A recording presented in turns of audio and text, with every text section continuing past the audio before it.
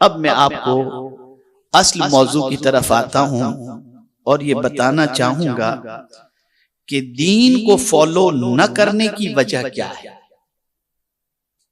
ताकि रीजन आप समझ सकें क्यों आदमी दीन को फॉलो नहीं करता। जानता है, इसीलिए जब फॉर्म फिलअप करता है कहीं दुनिया के अंदर किसी चीज के सिलसिले में और वहां पूछा जाता है रिलीजन, तो लिखता है इस्लाम। ये लिखने के बावजूद फॉलो क्यों नहीं करता? खुद को मुसलमान कहने के बावजूद इस्लाम को फॉलो क्यों नहीं करता? इस्लाम की प्रैक्टिस क्यों नहीं करता? क्या उसका रीजन है? मैं उसको थोड़ा सा समझाने की कोशिश करूंगा और यही आज का मेरा मौजू है, ताकि आप महसूस कर सकें कि दीन को फॉलो न करने की वजह सबसे बड़ी क्या होती है। पहली चीज, दीन को फॉलो न करने का पहला रीजन होता है, पहला रीजन है तकब्बुर, प्राउड। अब ये प्राउड क्यों फील होता है?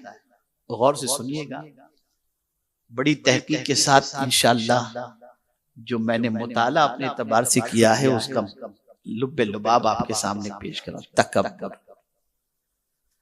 आप मस्जिद में ज्यादातर देखेंगे तो गरीब आपको नजर आए।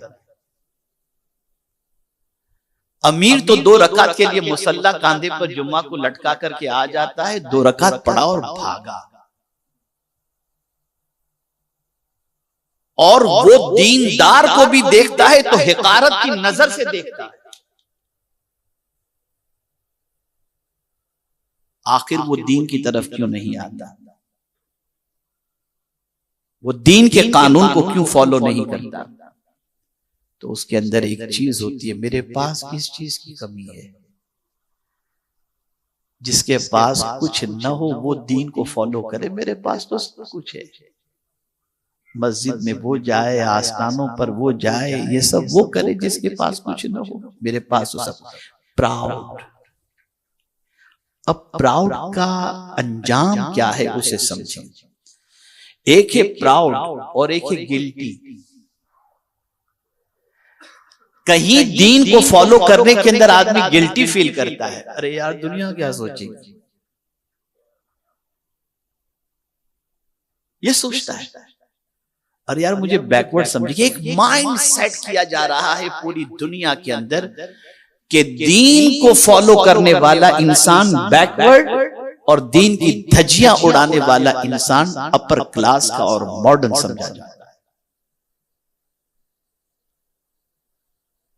उसको एक एग्जाम्पल के जरिए समझाऊंगा तो बात समझ में आ जाएगी। जिस कौम का मिजाज दीन के सिलसिले में यह बन जाए कि मैं अगर दीन की प्रैक्टिस करूंगा तो पता नहीं लोग मुझे क्या समझेंगे, और उसकी वजह से वो दीन को फॉलो नहीं करता बल्कि दीन को फॉलो करने के अंदर शर्मिंदगी महसूस करता है, तो वो दीन की दावत दूसरों तक कैसे पहुंचाएगा? एग्जाम्पल के जरिए मैं आपको बताऊं, आप बहुत बड़े लोगों के साथ बैठे हुए हैं और आपको पानी पीना है। आपके जहन के अंदर बात आती है कि बैठकर 3 सांस में पानी पीना हुजूर की सुन्नत है, लेकिन बिलियनर, मिलियनर, बिजनेसमैन सब मौजूद हैं। आपके हाथ में ग्लास आया, आपने उन बिलियनर को देखा कि वो खड़े होकर पी रहे हैं, तो आप सोचेंगे यार मैं बैठकर पीऊंगा तो लोग क्या सोचेंगे। आपने लोगों का ख्याल किया, न मदीने के ताजदार का ख्याल किया, न अल्लाह का ख्याल। और ये जो अंदर से एहसास शर्मिंदगी जो पैदा हुआ, ये दीन के खत्म होने की अलामत है। जो कौम आज दीन पर अमल करने में शर्मिंदगी और गिल्टी फील करे, उसकी जिंदगी में दीन ज्यादा दिनों तक नहीं रह सकता। और कब्र के अंदर दीन के बारे में पूछा जाएगा और किसी चीज के बारे में नहीं, अल्लाह के बारे में, दीन के बारे में, हुजूर के बारे में सल्लल्लाहु अलैहि वसल्लम। तो पहली चीज कि इंसान दीन पर अमल करता नहीं है, उसकी एक वजह प्राउड, घमंड। मेरे प्यारे आका सल्लल्लाहु तआला अलैहि वसल्लम के प्यारे दीवानों, अब कुरान मुकद्दस के अंदर तकब्बुर करने वाले के सिलसिले में अल्लाह ने क्या फरमाया, मैं एक दो आयतें आपके सामने पेश कर दूं। कज़ालिका यतबउल्लाहु अला कुल्लि क़ल्बि मुतकब्बिरिन जब्बार। अल्लाह यूं ही मोहर कर देता है मुतकब्बिर सरकश के सारे दिल पर, यानी अल्लाह उसके दिल के ऊपर मोहर लगा देता है। किसके दिल पर? जो तकब्बुर करता है। अब दिल पर मोहर लगाने से होता क्या है? होता यह कि उसे कुछ दिखाई नहीं देता, न अच्छाई दिखाई देती है, न भलाई दिखाई देती है, कोई चीज भी नहीं। वो दिल का अंधा हो जाता है। और जब दिल का वो अंधा हो जाता है तो मेरे प्यारे आका सल्लल्लाहु अलैहि वसल्लम के प्यारे दीवानों, उसकी जिंदगी से सुकून रुखसत हो जाता है। इसलिए अगर आप मेरी बात से इत्तेफाक रखते होंगे, और यकीनन मैं जो बात अर्ज करूंगा उसकी वजह से आप इत्तेफाक करेंगे भी, कि मैक्सिमम नींद की गोली उसको लेनी पड़ती है जो दीन की ज्यादा धज्जियां उड़ाता है। बहुत कम उलमा, बहुत कम दीनदार ऐसे मिलेंगे जिनको रात को सोने से पहले नींद की गोली लेने की जरूरत हो। ज्यादातर वो लोग नींद की गोली लेते हैं जिनके पास बहुत कुछ है लेकिन सुकून नहीं। सुकून नहीं।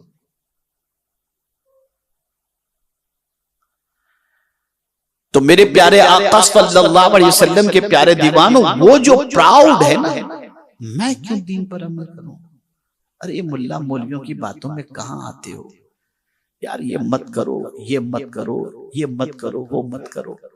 ये जो एक प्राउड है, इसलिए कि कोई मुल्ला मौलवी कोई ऐसी बात नहीं बताता जो अपने घर की हो, आपको दीन की तरफ लाने की कोशिश करता है और उसमें आपका फायदा है। लेकिन हम दीन को रिजेक्ट करते जा रहे हैं। माअज़ल्लाह, हमारी जिंदगी से दीन का रिश्ता खत्म होता जा रहा है। और दीन से ताल्लुक को कमजोर होने की, दीन से ताल्लुक के कमजोर होने की पहली वजह है तकब्बुर, प्राउड। और ये इतनी खतरनाक चीज है कि हदीस मुबारका में है, खुद को कुछ जो समझता है मैं कुछ हूं, और तकब्बुर करने वाला तौबा भी नहीं करता। और बड़ी मादरत के साथ बदबख्त की एक अलामत हदीस शरीफ में बयान की गई। तवज्जो चाहूंगा, जो इंसान कम नसीब है और बदबख्त है, उसकी अलामत एक हदीस शरीफ के अंदर यह भी बयान की गई कि उसकी आंखें खुश्क होती हैं, कभी वो रोता हुआ दिखाई नहीं देगा। और आज हम देखें कि दीन की जो धज्जियां उड़ाते हैं, खौफे खुदा की बात करो तो आंसू नहीं निकलेंगे, जहन्नम की बात करो तो आंसू नहीं निकलेंगे। कोई डर ही नहीं है उनके पास। जो कुछ है उनके पास दौलत है, हम इसे सब खरीद सकते हैं। मियां सब नहीं खरीद सकते। आप सुकून नहीं खरीद सकते तो सब क्या खरीद सकते हो? सब क्या खरीद सकते? और ये हदीस जहन में रखें, बहुत अहम सबक आपको पेश कर रहा हूं। जो शख्स खुद को कुछ समझता है, बल्कि बड़ा समझता है कि मैं बड़ा हूं, आका करीम सल्लल्लाहु अलैहि वसल्लम इरशाद फरमाते हैं कि रब फरमाता है किब्रियाई मेरी चादर है, यानी बड़ा होना ये मेरी चादर है। अल्लाह फरमाता है जो मेरी चादर छीनेगा मैं उसे टुकड़े टुकड़े कर दूंगा। बड़ा सिर्फ अल्लाह, सिर्फ अल्लाह।